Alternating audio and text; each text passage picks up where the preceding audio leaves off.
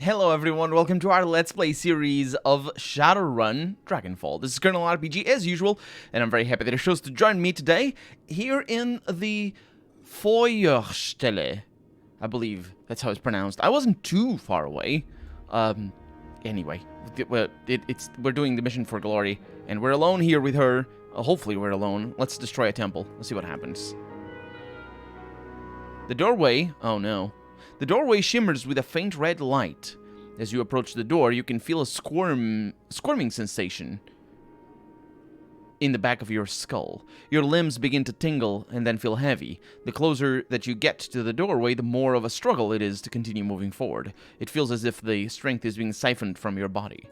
And I'm going to step back. As you step away from the door, the crawling sensation gradually recedes. A moment later, the strength returns to your limbs. Glory stares into the light, frowning.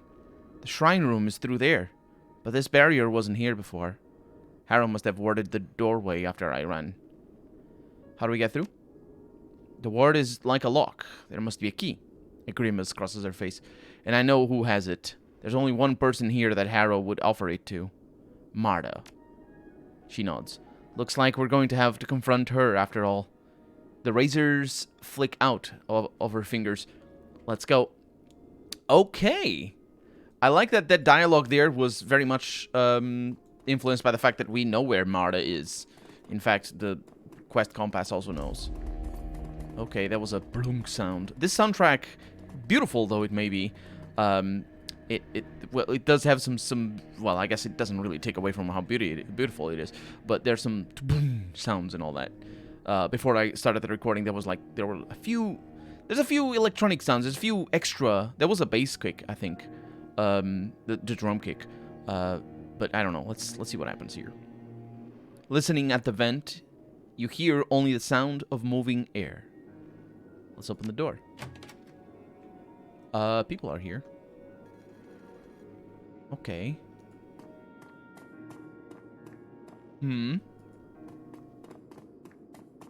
The initiate closest to the door whips his head up to look at you. He takes a stutter... what?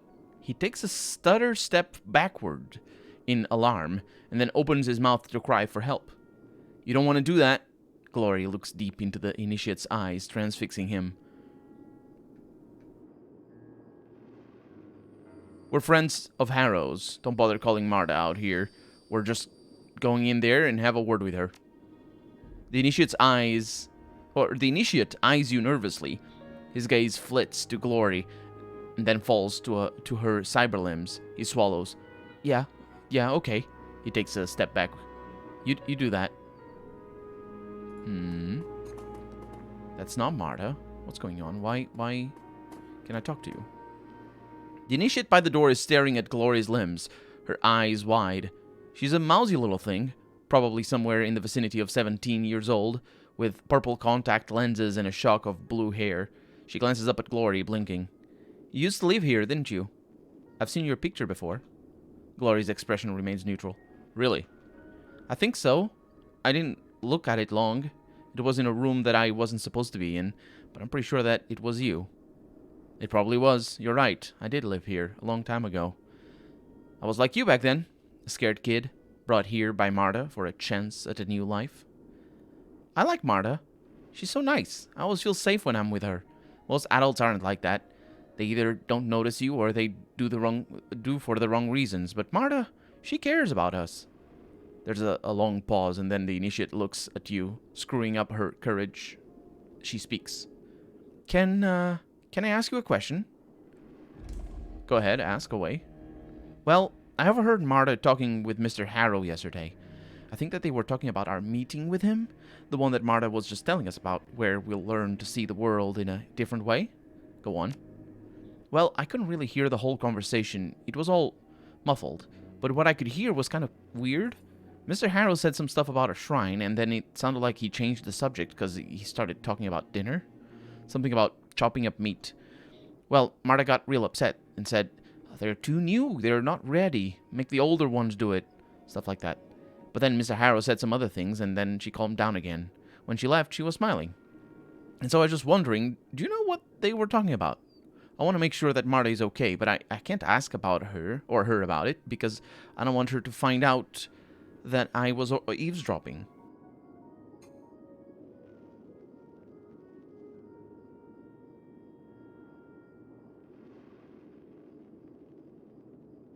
So this confirms... I think this confirms what I was saying before. It's all connected, which makes sense from a game design standpoint, but also, yes, it's all connected. The human sacrifices, the storage, the fact that the storage of the meat, the fact that the acolytes are trained to do that. I think that I know what Harrow has planned for you, I'm gonna say. Have you ever opened the fridge in the other room? No. Why? Is that where we're going to make dinner? Glory cuts in, her voice is gentle. I wouldn't worry about it. We'll make sure that Marta is okay. All right, don't tell her that I told you, please? Nah, don't worry. We won't. How long have you been here, by the way? Almost a week? She shuffles her feet. Eventually, she looks up with a small smile. It's wonderful. Of course it is. So much nicer than living on the street, isn't it? Glory's face is kind, but her tone is one of incredible sorrow. You be good, sweetie. Don't you worry. We'll take care of Marta. The girl smiles sheepishly and steps back. As you pass by her on your way to the door, Glory shoots you a sidelong glance. It's like I thought. Things have changed in the past few years. How so?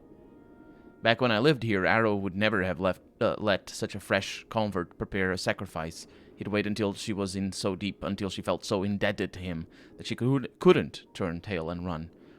It was a rule. You let newcomers get settled for a month, maybe two, before teaching them the more unsavory aspects of cult life. Even then, you'd start them off slow. Their first lessons would use pork or chicken, never human meat. That didn't come until much later. Indoctrinating a new recruit after a week is risky as hell, and he never would have done it when I lived here.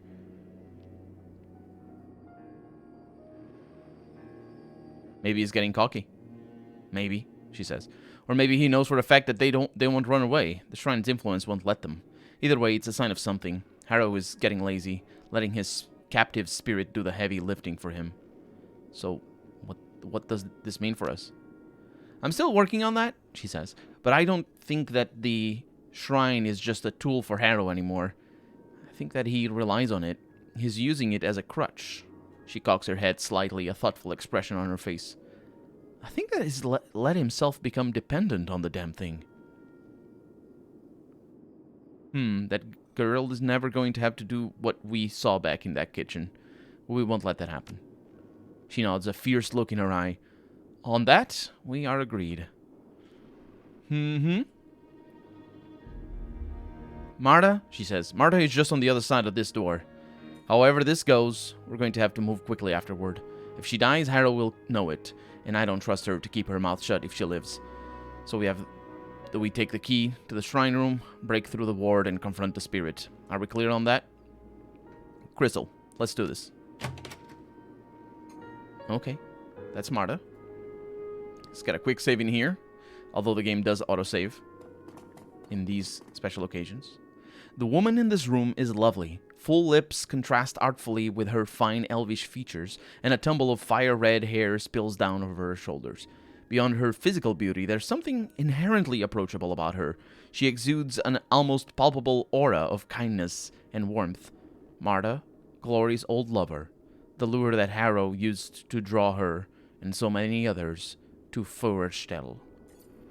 She looks up with a start at the sound of your approach. Her eyes go wide at the sight of Glory. As she takes in her cyberware, her mouth falls open in horror. Glory. Yes, Marta, it's me. Glory's voice is cold. It's been a long time. It has. Marta swallows. The horrified look hasn't left her face. Glory, what have you done to yourself? What I had to do. I got out, Marta. This was the only way. Oh, Glory. All at once, the horror on Marta's face is replaced with an expression of profound sorrow. I'm so sorry. Marta steps forward, her arms extended to wrap Glory in a hug. All at once, something in Glory's face changes. Her skin goes from pale to pallid, and her breath becomes ragged. She takes a step back and raises her claws into a defensive posture. Her voice frosts over with cold rage. Don't you touch me. You're one of Harrow's creatures. You always were. Marta stops short. One of his creatures? Glory, what are you talking about? So this is like a... Okay, so at first I thought that maybe she was just casting a spell on Glory or something like that, because, you know, arms outstretched and all that sort of stuff. But I think that's the game sort of inherently telling us that it's sort of what is going on, although it isn't quite what is going on.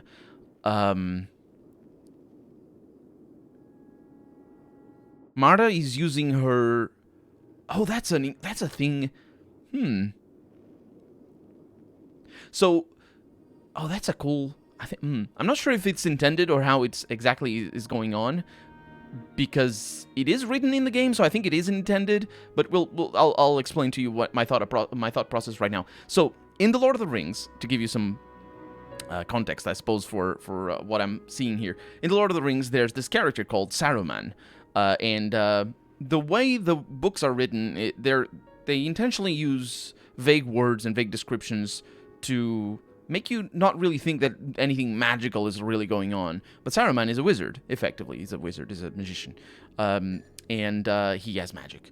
But the books are written in a way that makes you think that maybe it is just higher powers. It's kind of fun like that. The Lord of the Rings are very interesting take on high fantasy, to the point where it isn't really high fantasy in my at least it's not high magic anyway. It is definitely high fantasy, but the point is it's not high magic. And the way they describe Saruman in the books is he has the power of the word, and they even use the word spell, which is very interesting because it's not quite the same meaning as we take to the word spell these days. But spelling something is literally just saying something. So the power of the word that Saruman uses is just him convincing people, really.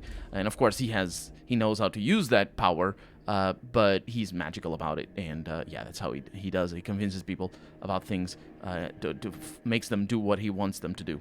So that always resonated with me in terms of just from a writing perspective, to write a character that can be understood on multiple levels.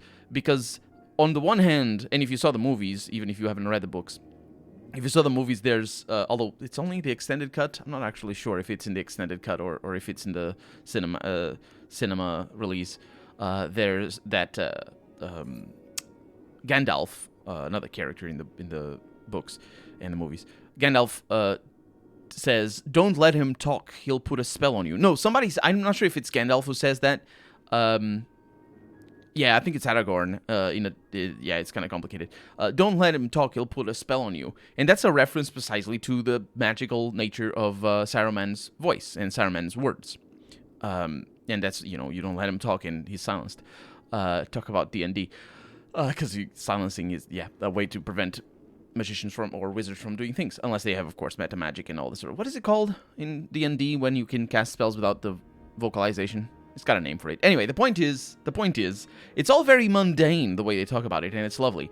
So you can look at Saruman as using his power by saying words. Marta, her power is her... even though I'm sure it has magic involved, because it's probably given by the adversary here, or whoever spirit we're dealing with, or whatever spirit we're dealing with. Her power is her figure, as in how beautiful she is, but it's also her presence. In the sense that her being her, it's not about how beautiful she is. Obviously, people like her for who she is. For her being Marta is what I mean to say. So what she did there, and this is, it's a big roundabout way of me just putting you in the same context as I am right now, and me seeing her approaching Glory as her casting a spell. What she did there was using her presence and using her beauty for sure, because that's her presence, but using her identity, the fact that she is Marta, to put a spell on Glory. Because obviously, Glory remembers loving Marta, and those feelings were real. The fact that they may have been aided or wholly due to the fact that she's magical and she's using the spirit's magic to make people fall in love with her. doesn't invalidate the fact that the love was real, or the feelings anyway. It was whatever, because it depends on what you consider love to be, if it's just a feeling or if it's more than that. Anyway, the point is, the feelings of love and attraction are definitely there, and what she was doing there was invoking them. So she just then, by doing something mundane as being there in the first place, but certainly by stretching her arms and approaching Glory in a welcoming fashion, is her casting a spell on Glory. And I think the game wants us to think that. I'm definitely not going to say anything, because I want to break the spell. No, wait, the other way around. I'm definitely not gonna... Wait, how does English played a trick on me just then? I am not gonna say nothing, is what I'm not gonna say. I'm gonna say things. Anyway, keep your cool, Glory. This isn't like you. That doesn't really matter. You aren't fooling anyone. Glory's told me all about you, how you tricked her into coming here. That also... I feel... you know what she's talking about, Marta. You ruined her life. Wow, these are all very complicated. I think maybe... I'm going to go with the first one. Keep it cool, Glory. This isn't like you. Because these things, I don't think were correct. It's what I've been saying. Glory has sort of been giving a skewed perspective on what is happening. Not to say that she's not right about them being evil and manipulative and exploitative. For sure, she's right on that. But you ruined her life is like setting her up for... We saved her from her parents. Because that's also true. But that doesn't mean that, one thing doesn't rule the other out. Over here, you're not fooling anyone. Glory's told me everything about you. Well, she told me everything about her perspective about them. And it's just asking her to say things. You know what I mean? These are just asking her to say more things. Be more Marta. But anyway, let's keep it cool. Keep her cool, Glory. Look at me, Edie. Take a good, long look. I was forced to sacrifice my own body in order to escape from this place. To hack away what made me human. And she's the one who brought me here. Oh, that...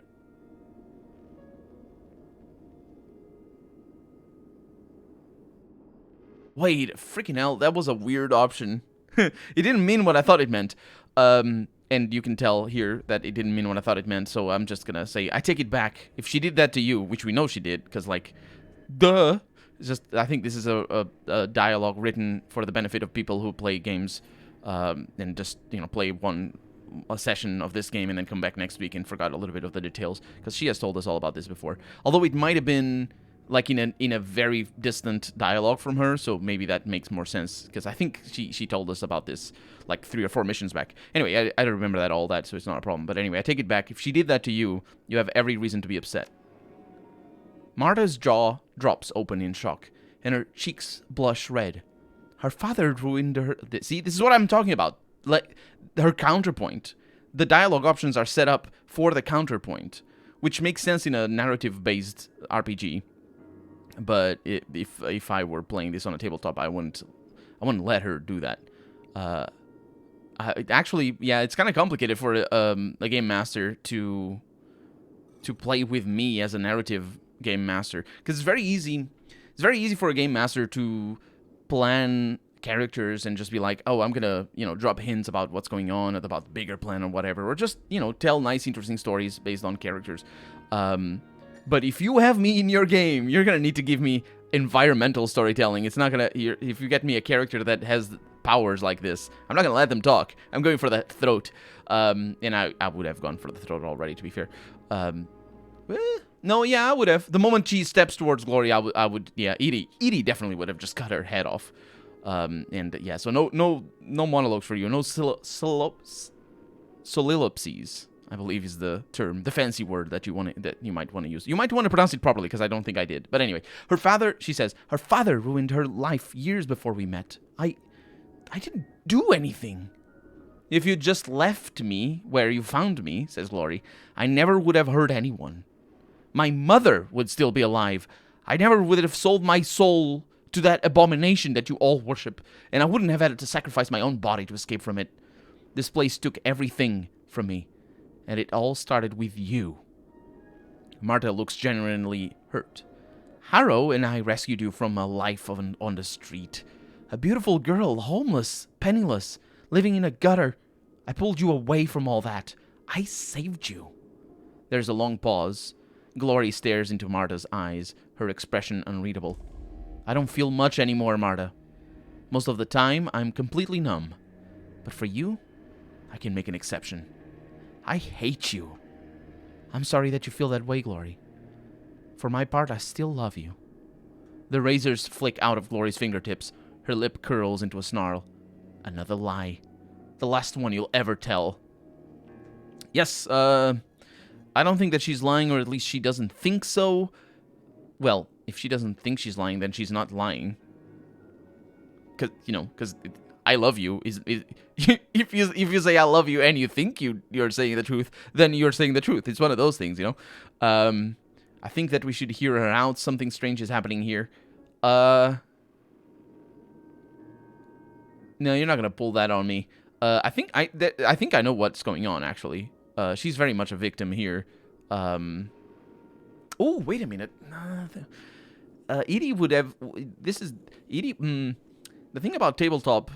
The thing about tabletop storytelling is that the narrator, the storyteller, if everybody's a storyteller, but the game master in particular has a way to fix certain tragedies and not make them tragedies.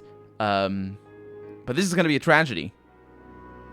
I wish it weren't, though, because it's obviously not. What I mean is... Oh, did you hear that sound? What I mean is, there is something else going on. It's not strange. We know what it is. Marta is Glory. Wait a minute. Freaking hell, I just said it out loud, didn't I?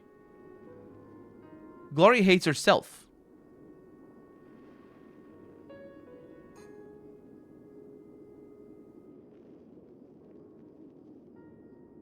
Oh my god. This is so much better than that time where Blitz had his quest line. This is so much better.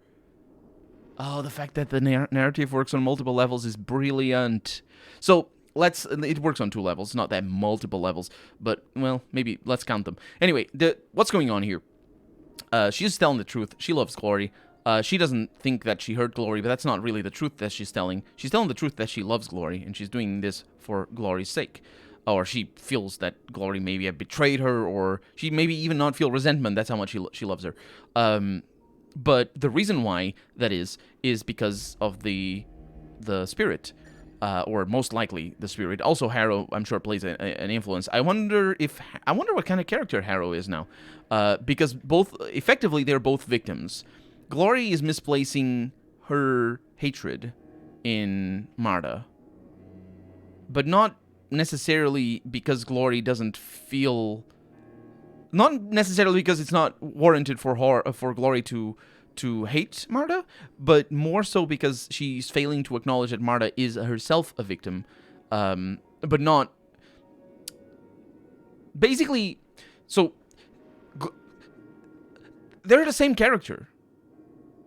They're reduced so much to the basic, because that's the power of telling stories about removing agency from characters, because you can reduce characters to their essential elements, basically.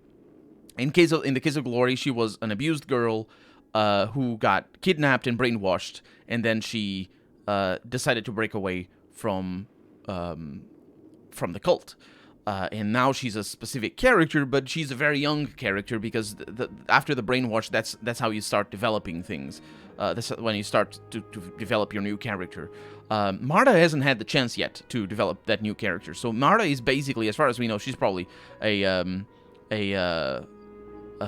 think Glory even herself said that she was also taken, Marta herself.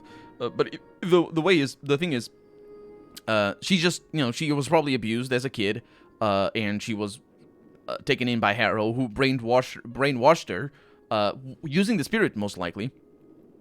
And, yeah, so the hate is not misplaced from Glory's perspective, but if you take a step back, then it is. Mostly because it's going to fix nothing.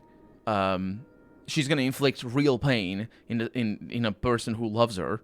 And it's going to fix nothing for Glory, more to the point. And in fact, it might make this very difficult for her to get past. So it would be a tragedy.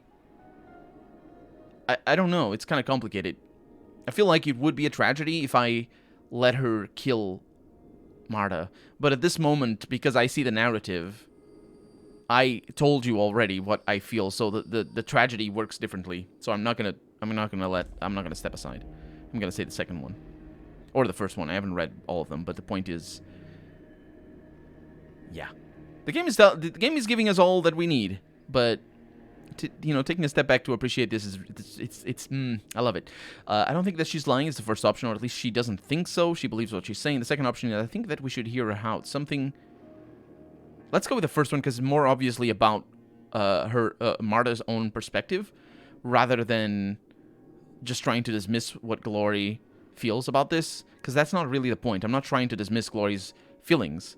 I'm trying to elucidate Glory's feelings, which is different, I suppose. Let's go with the first one. That's because it's true. I'll prove it to you. Her words come stammering out of her. Her eyes are fixed on Glory's razors. Ask me anything you want. I'll show you that I'm telling the truth.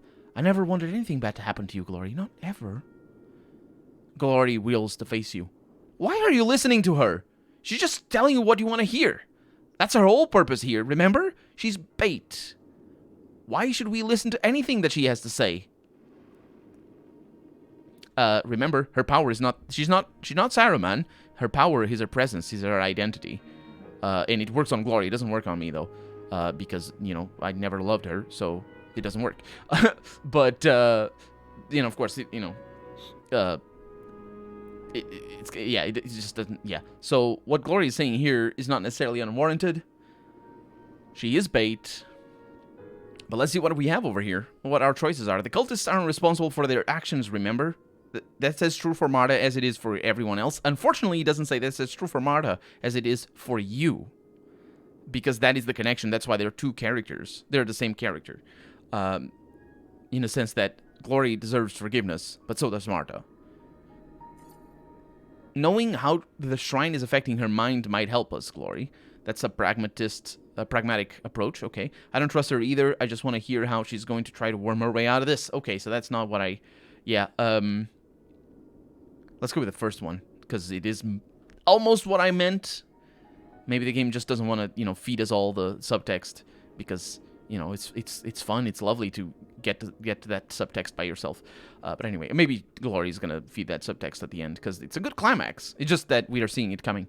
Anyway, the cultists aren't responsible for their actions, remember? That's as true for Marta as it is for everyone else. She was here long before I was. Before Harrow started using the shrine. She made her own decisions, just like I did. No excuses. She's here because she wants to be. She brought me here because she wanted to. Her choice. That might have been true then, I'm going to say, which is what I was thinking as I was reading this. But she's been living under the shrine's influence for a long time now. She's no more in control of herself than anyone else here is. And here is the connection, but it is very much attacking Glory, which I don't want to do. You did a lot of terrible things here, too. If you can change that, so can she. Okay, let's go with the first one, because I think it's bigger, so it's probably the correct option. That's how RPGs work. Tend to work, not always. She says, maybe she's being compelled to lie to us. I'll accept that. It doesn't mean that we should trust her. She fidgets in agitation. We're wasting time, and we need that key. If Harrow gets back here before we have dealt with that shrine, we're fucked. Yeah, that's true. I want to know everything we can about this place. If she wants to talk, let her. Let's not do that. I didn't turn my back on you, Glory. You shouldn't turn your back on her. Ooh, that's an interesting thing. Maybe I want to go with that. So far, that's yeah. You need to hear what she has to say. If you don't, this is going to gnaw at you for the rest of your life, which is something I said already as well, but I still want that. You're right, we don't have time for this. Marta, we need your key to the shrine. Don't make us take it by force. Yeah, that's... Let's go with the second one, because I think it's the most compassionate, and we can turn Glory's hate towards compassion, maybe. I don't know. Let's go with that. Glory stares at you for a moment, naked hostility on her face. and then the razors slide back into their housings with a click. All right, Marta. Convince me. Convince you of what? That I'm not a monster? I don't know how to do that, Glory. You can start by telling me how you sleep at night. You know what happens to the kids that you bring here. You know what happened to me. But you're still luring them here into Harrow's clutches all these years later. So tell me, how do you live with yourself? Explain it to me. For a moment, you can see the conflict behind Marta's eyes. If cognitive dissonance had a face, it would be hers. Confused, frightened, angry. At war with herself. For a moment, she struggles to speak.